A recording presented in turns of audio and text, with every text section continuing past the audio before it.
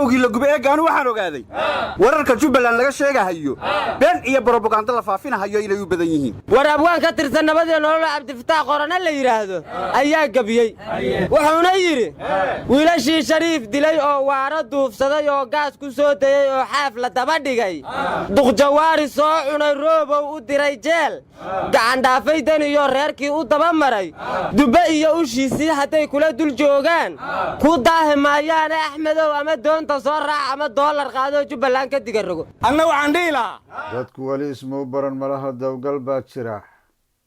damciya ninkiisii marbay kala dalluumaan dantu seeta noqotaa iyo dabarku celin kara magacyada daldalaysa daliishatay dhammaantood dagaalkay galeen iyo dalkii ay xoreeyeen haduryamina noo sheeg weli duugma noqonina taariikhda dib u raac duruusaad ka baratide